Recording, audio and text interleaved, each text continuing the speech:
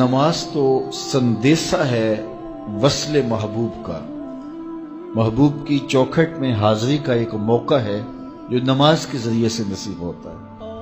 تو اگر کوئی شخص نماز کو اپنے لیے بوجھ سمجھتا ہے تو پھر وہ محبوب کی ملاقات کی اہمیت کو ہی نہیں جانتا۔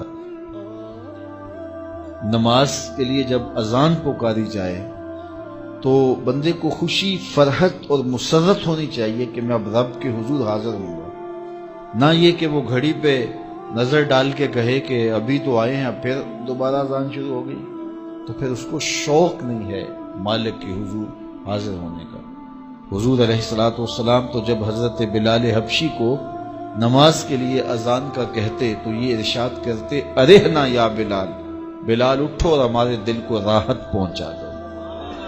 ارحنا یا بلال، بلال ہمارے قلب کو، ہمارے دل کو راحت پہنچا دو۔ تو یہ حضور کے قلب کی راحت، تسکین اور قرار کا سبب ہے۔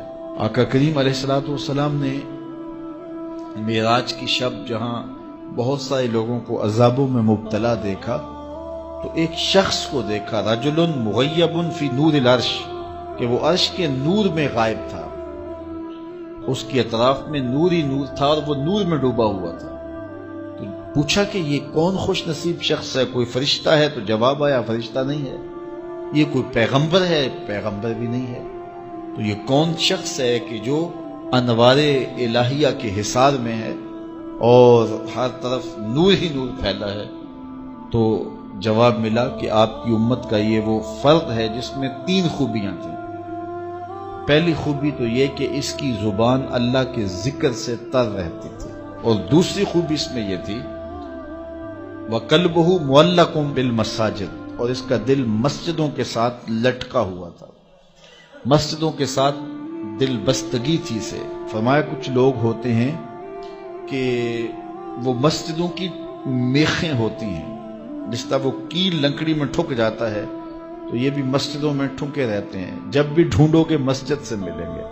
فرمایا کبھی یہ لوگ بیمار پڑ جائیں اور مسجد میں حاضر نہ ہو سکیں تو اللہ کے کچھ فرشتے ہیں جو ان کی عیادت کرنے کے لیے ان کے گھروں میں جاتے ہیں۔ تو مسجدوں کی حاضری، مسجدوں کی تعمیر میں دلچسپی، مسجدوں کی آباد کاری کے لیے کوشش، مسجدوں کی صفائی ستھرائی کا اہتمام و التزام، مسجد کی تعمیرات کے مراحل میں دن رات ان سے وابستہ رہنا، یہ خوش نصیب لوگوں کا مقصود ہے۔ فرمایا کہ اللہ کے گھر وہی تعمیر کرتے ہیں جو اللہ اور پچھلے دن پر ایمان لاتے ہیں۔ تو مسجدوں کی تعمیر یقیناً اللہ جل شانہ کی خاص رضا نصیب کرتی ہے۔ ایک روایت میں آتا ہے جس نے تتر کے گھونسلے کے برابر مسجد کی تعمیر کی، فرمایا اللہ جنت میں اس کا محل بنا رہا ہے، اللہ اس کا محل تعمیر کرے گا، اس کو محل عطا کرے گا۔ تو یہ تعمیر مسجد یہ خوش نصیب لوگوں کا مقصود ہے۔ تو مسجدوں کی آبادی اور مسجدوں میں وابستہ رہنا اور دل بستہ ہونا مساجد کے ساتھ، یہ خوش نصیب لوگوں کا مقصود ہے۔ تو بدبخت لوگوں کو یہ سعادت نصیب نہیں ہوتی۔